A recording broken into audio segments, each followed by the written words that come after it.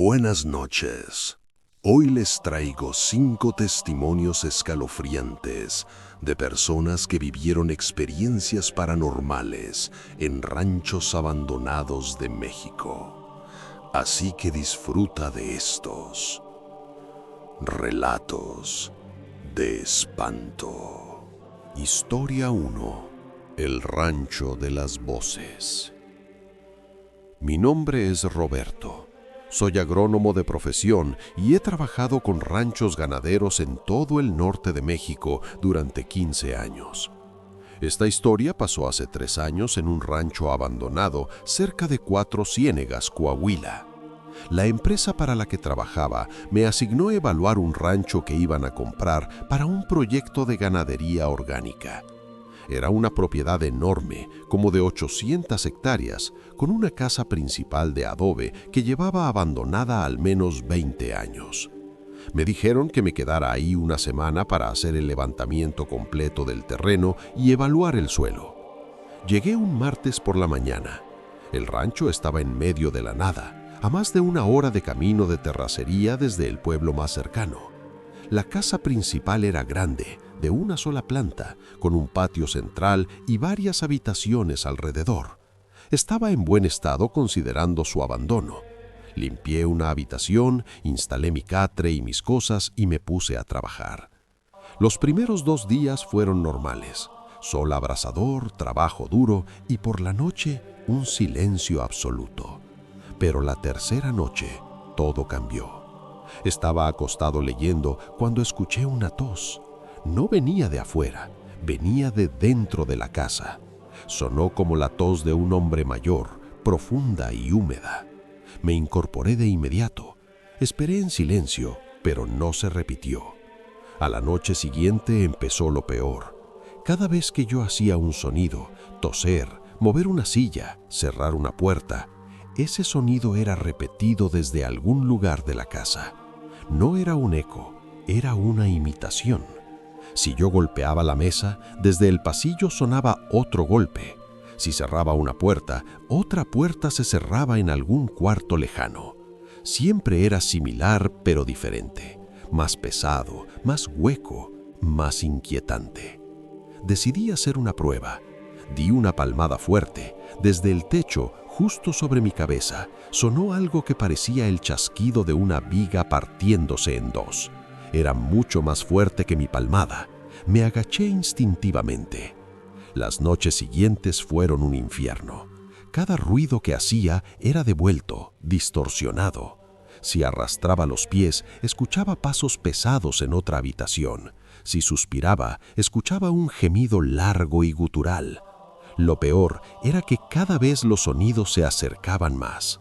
Al principio venían del fondo de la casa, luego del pasillo, después del cuarto de al lado. La última noche que pasé ahí, dejé caer mi linterna por accidente. El golpe metálico contra el piso de losetas retumbó en el silencio, y entonces, desde todas partes a la vez, desde el techo, de las paredes, del patio, escuché un estruendo ensordecedor. Sonaba como si cientos de cosas de metal cayeran al mismo tiempo, como si la casa entera estuviera desmoronándose. Agarré mis llaves y corrí hacia mi camioneta. Mientras corría, los sonidos me seguían. Mis pisadas en la tierra eran respondidas por pisadas mucho más pesadas, como de algo enorme corriendo detrás de mí. Llegué a la camioneta, arranqué y me fui sin mirar atrás. Al día siguiente volví con 2 compañeros a plena luz del día para recoger mis cosas. Entramos con cautela. Todo estaba exactamente como lo había dejado. No había señales de que nada hubiera caído, de que nada se hubiera roto. Pero cuando recogimos las últimas cosas y cerramos la puerta, escuchamos claramente desde adentro el sonido de alguien cerrando otra puerta al mismo tiempo. Ninguno de nosotros volvió a ese rancho. La empresa canceló la compra. A veces, en noches de mucho silencio, me parece escuchar ecos de mis propios sonidos cotidianos, como si algo de ese lugar se hubiera adherido a mí. Historia 2. La mujer del maizal. Me llamo Enrique. Trabajo como topógrafo desde hace 12 años. Mi trabajo me lleva a lugares remotos, a medir terrenos para proyectos agrícolas o para resolver disputas de linderos. Esta historia ocurrió hace unos 5 años en una zona rural cerca de Tepatitlán, Jalisco. Me contrataron para hacer un levantamiento de varios terrenos sembrados de maíz. Eran parcelas grandes, la mayoría sin cultivar hacía años. Me instalé en una pequeña posada en el pueblo y cada día manejaba hasta los campos. El encargado de los terrenos, un señor mayor llamado Don Ciro, me acompañó los primeros días para mostrarme los linderos. El trabajo era monótono, horas bajo el sol, caminando entre los surcos de maíz seco, tomando medidas con el GPS y el teodolito. Los maizales eran altos, muy altos. Cuando te metías entre ellos, el mundo exterior desaparecía. Solo veías pasillos interminables de tallos amarillentos. Fue en la segunda semana cuando la vi por primera vez. Estaba terminando de trabajar, el sol ya se estaba poniendo, y al final de un surco larguísimo, a unos 200 metros, vi una figura. Parecía una persona parada, inmóvil. Le grité pensando que era Don Ciro, pero no hubo respuesta. La figura no se movió. Al día siguiente la volví a ver. Esta vez estaba más cerca, quizás a 150 metros. Era una mujer por la forma de su silueta. Llevaba algo que parecía un vestido largo y claro. Estaba completamente quieta, como una estatua. Usé el zoom del teodolito para verla mejor, pero la imagen era muy borrosa. Solo alcancé a distinguir que su vestido parecía estar mojado o sucio. Los días siguientes la veía cada tarde, siempre a la misma hora, siempre inmóvil, siempre un poco más cerca. Nunca en el mismo lugar exacto, pero siempre dentro del área donde yo estaba trabajando. Empecé a sentirme observado constantemente. Miraba por encima del hombro cada pocos minutos. Le mencioné a Don Ciro de forma casual que había visto a una mujer en los campos. Él se quedó callado por un momento largo. Después dijo, «Hay gente que camina». No dijo más. Su tono no invitaba a preguntar. Una tarde llegué más cerca de lo que nunca había estado. Estaba a unos 100 metros. Pude ver detalles. Su piel parecía cubierta de barro oscuro de la cabeza a los pies. Su cabello largo caía sobre su cara. En sus manos sostenía algo. Era una mazorca de maíz. Pero era extraña. Era completamente negra. No morada como algunas variedades, sino negra como carbón. Unos días después, encontré una mazorca idéntica en el suelo. La recogí. Era pesada, fría al tacto a pesar del calor. La guardé en mi bolsillo y con el trabajo se me olvidó. Esa noche me quedé trabajando más tarde de lo normal. Cuando el sol cayó y tuve que usar mi linterna, empecé a oler algo. Era un olor a tierra mojada y a flores pudriéndose, denso, pegajoso en la garganta. Y entonces escuché un murmullo. Voces muy bajas, como rezando. Venían de entre el maíz, muy cerca de mí. Apagué la linterna. A la luz de la luna alcancé a ver entre los surcos. Ella estaba ahí, a no más de 10 metros. Estaba arrodillada en la tierra. La capa de barro cubría todo su cuerpo. Su cabello largo caía sobre su cara. No podía verle el rostro. Sostenía la mazorca negra con reverencia y murmuraba en un idioma que no entendía. Y entonces vi que lloraba. Gotas oscuras caían de su cara al suelo seco. Donde cada gota tocaba la tierra, se formaba un círculo húmedo.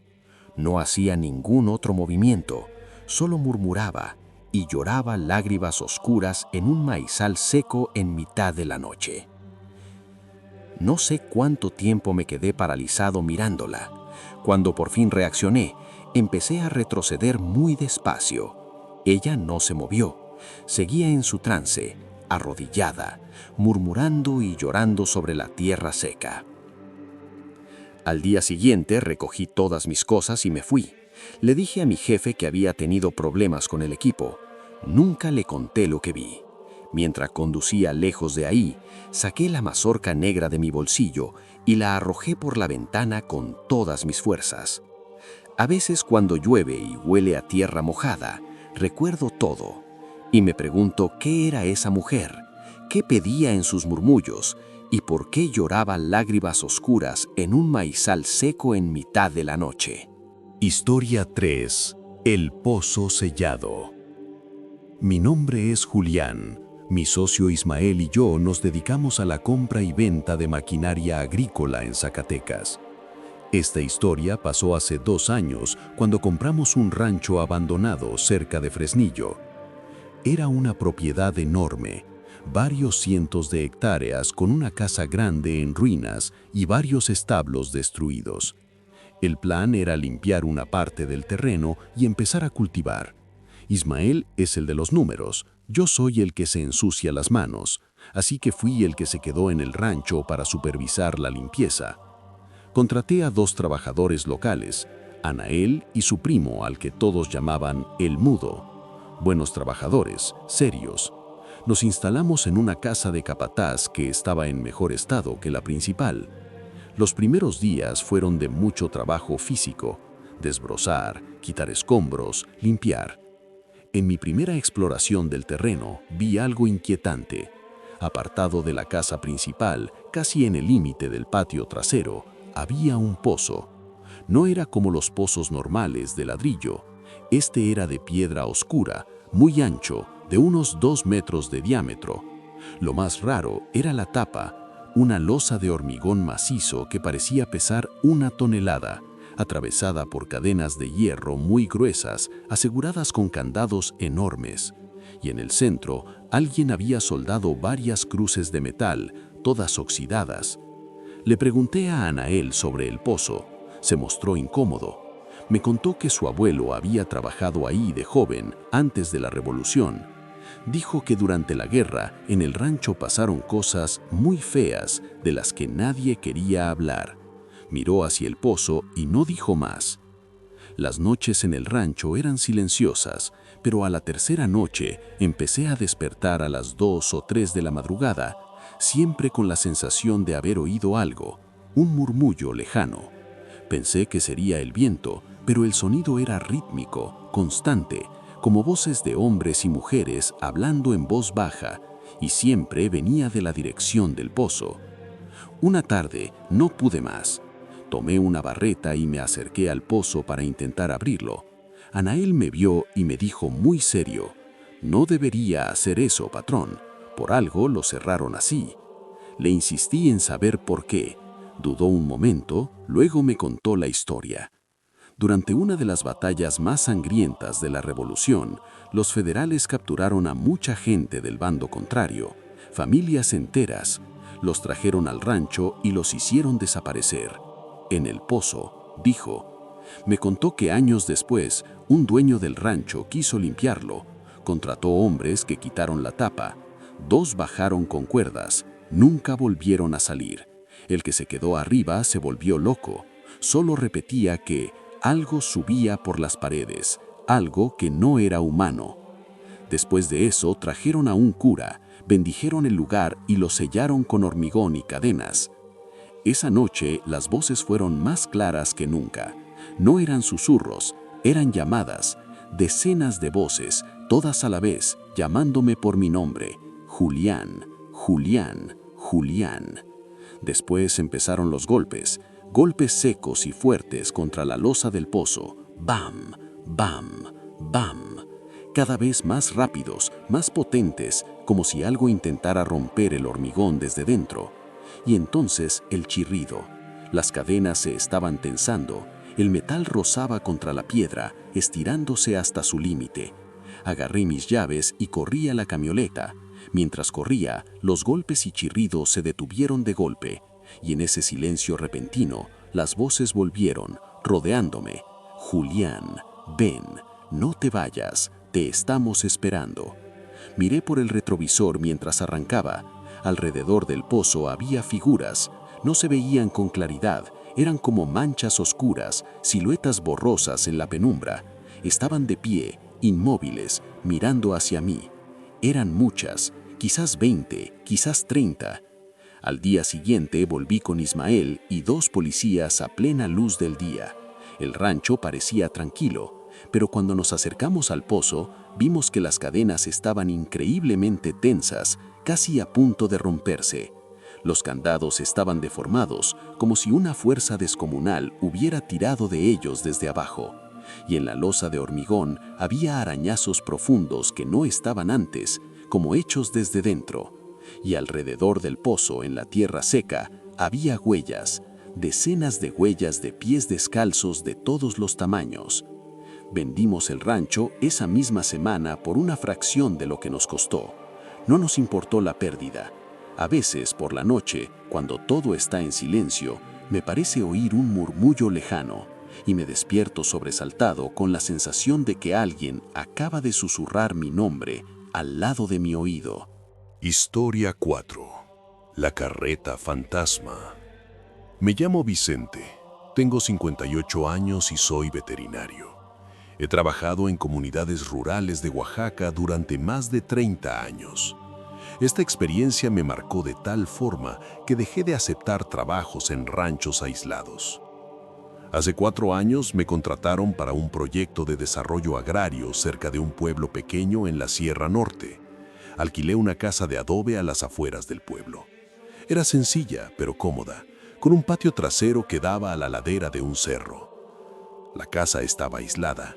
Mis vecinos más cercanos, Hilario y Amalia, vivían a unos 50 metros y la siguiente casa estaba a casi 200 metros. Tenía 3 perros que había recogido de la calle, buenos guardianes, dormían en el patio. La primera señal de que algo andaba mal fue una noche de finales de octubre. Hacía mucho frío y una neblina densa cubría el valle. Los perros empezaron a inquietarse alrededor de la 1 de la madrugada. No ladraban, gemían de forma lastimera, un sonido que nunca les había escuchado. Salí a ver qué pasaba. Los encontré a los 3 pegados a la pared del fondo con el pelo erizado, mirando fijamente hacia el camino. La niebla era tan espesa que apenas se veía a unos metros. No escuché nada fuera de lo común. Pensé que sería un coyote. 2 días después, se repitió. Los gemidos de los perros eran más intensos. Me asomé por la ventana y entonces lo escuché. Un crujido rítmico y seco, como de madera vieja que se retuerce. Sonaba como las ruedas de una carreta. Junto con el crujido había un roce pesado y arrastrado, como de animales grandes moviéndose con dificultad sobre la tierra. La señal de alerta. La carreta se acercaba lentamente por el camino. Las ruedas de madera chirriaban a cada vuelta y el paso de los animales era lento, pesado, arrastrado. No era el paso firme de caballos o mulas, era algo más pesado, más trabajoso. No había sonido de arneses ni campanas, solo la madera que crujía y las pisadas lentas. La carreta pasó por la casa de Hilario y Amalia. No escuché que sus perros ladraran, lo cual era extraño. La carreta seguía avanzando. El chirrido se volvió más fuerte, un lamento de madera seca y forzada. Se detuvo justo frente a mi portón. El silencio que siguió fue absoluto. Los insectos habían enmudecido. Mis perros no hacían un solo ruido. Pasaron segundos que parecieron eternos. Luego el sonido se reanudó. La carreta se alejaba, siguiendo el camino hacia la sierra. Mientras se alejaba, el sonido de las ruedas era acompañado por algo más. Parecía el eco de un motor, pero distorsionado, como un bramido profundo y orgánico que hacía vibrar el suelo. La siguiente semana, Amalia, mi vecina, murió. La encontraron en su cama una mañana. El médico dijo que fue un fallo cardíaco. Durante el velorio observé a la gente. No había sorpresa en sus rostros. Era como si aceptaran lo ocurrido con una resignación antigua. Un mes después, volvió a pasar. La noche estaba sin luna, con un viento frío. Los perros empezaron su lamento poco antes de las 2 de la madrugada. Escuché la carreta acercándose. Esta vez, cuando pasó frente a la casa de Hilario, se detuvo. El silencio duró más de 1 minuto. Luego reanudó su marcha y pasó frente a mi casa sin detenerse. Hilario murió esa noche. Lo encontraron en su silla en el porche, como si se hubiera quedado dormido. Después de eso, la gente del pueblo empezó a mirarme diferente, con cautela, como si mi presencia estuviera conectada con los sucesos. Decidí adelantar mi partida. La última noche que pasé ahí fue la peor. Los perros aullaban con pánico. La carreta venía por el camino, pero el sonido era diferente, más rápido. El chirrido de las ruedas era más agudo, más frenético. El paso de los animales no era un arrastre, era un trote pesado y decidido. Los aullidos de mis perros se detuvieron abruptamente. La carreta se acercaba a una velocidad imposible. El estruendo de las ruedas sobre la tierra era ensordecedor. Pasó frente a la casa como una exhalación de viento helado y olor a tumba. A la mañana siguiente, encontré a mis 3 perros muertos en el patio, cada uno en un lugar distinto. No tenían marcas, no había señales de violencia, simplemente estaban ahí, quietos, con los ojos abiertos y vidriosos. Cargué mis cosas y me fui esa misma mañana. No me despedí de nadie.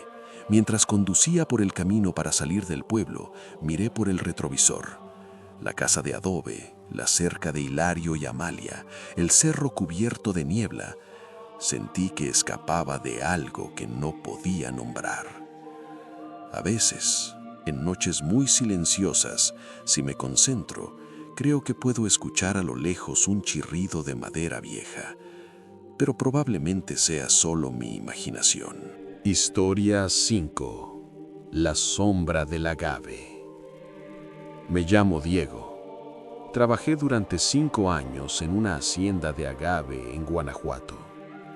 La hacienda era enorme, con hileras interminables de plantas grises y puntiagudas. El casco de la hacienda era viejo, de piedra, con un patio central y corredores con arcos. Todo empezó de forma discreta. Fue con la muerte del viejo Lázaro. Era el más anciano de todos nosotros. Llevaba toda su vida trabajando en el agave. Una mañana, simplemente no se despertó. El médico dijo que fue el corazón, cosa de la edad. Fue triste, pero no sorprendió a nadie. Unos días después del entierro, uno de los muchachos jóvenes, Ismael, comentó algo durante el almuerzo. Dijo que el día antes de que muriera Lázaro, al atardecer, vio a un hombre parado en el cerro que quedaba al oeste de los campos. Una figura alta, muy quieta, que llevaba un sombrero negro de ala ancha que no le dejaba ver la cara. Se le hizo raro porque no era gente de por ahí, y la forma en que estaba parado, sin moverse, solo mirando hacia la hacienda. Nadie le hizo mucho caso. Pasaron un par de meses. Entonces se enfermó la mujer de Saúl, uno de los gimadores más respetados. Empezó con una tos que no se le quitaba y en semanas se fue apagando. La llevaron a un hospital en la ciudad, pero no hubo nada que hacer. Durante el velorio, Ismael me buscó afuera. Estaba fumando con la mirada perdida. Lo volví a ver, me dijo. El hombre del sombrero. El día anterior a que la mujer de Saúl empeorara de golpe, lo había visto otra vez, en el mismo cerro, en el mismo sitio, parado de la misma forma. No es normal, me dijo. Esta vez sentí un frío que me recorrió la espalda. La gente empezó a hablar. La historia de Ismael se fue extendiendo en voz baja entre los trabajadores. Algunos se reían, otros se ponían serios y decían que había cosas que era mejor no nombrar. Yo intentaba no pensar en ello, pero era difícil ignorarlo. Empecé a mirar hacia ese cerro al final de cada jornada, casi sin darme cuenta. Nunca veía nada, solo las siluetas de los nopales y matorrales. Unos meses después, ocurrió el accidente.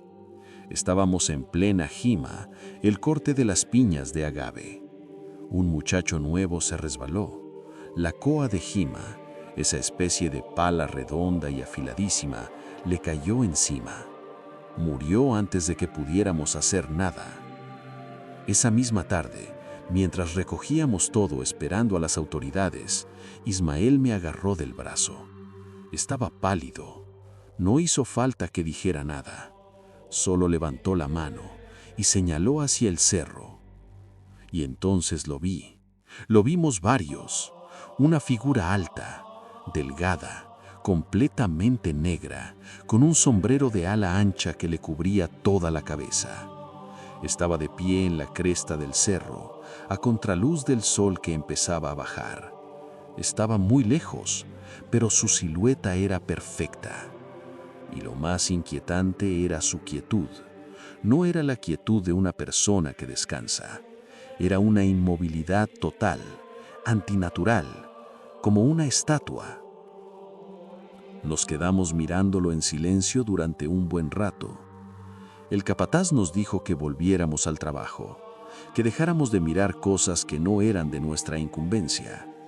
Pero vi que él también miró, y su cara no era de tranquilidad. Cuando volvimos a mirar unos minutos después, ya no estaba, había desaparecido. A partir de ese día, el miedo se instaló en la hacienda. Ya nadie bromeaba con el hombre del sombrero. Las tardes se hicieron más largas y las noches más oscuras. Cada vez que escuchaba de alguien enfermo, de un familiar que no andaba bien, sentía un terror que me apretaba el estómago. Y miraba hacia el cerro, esperando ver esa silueta negra.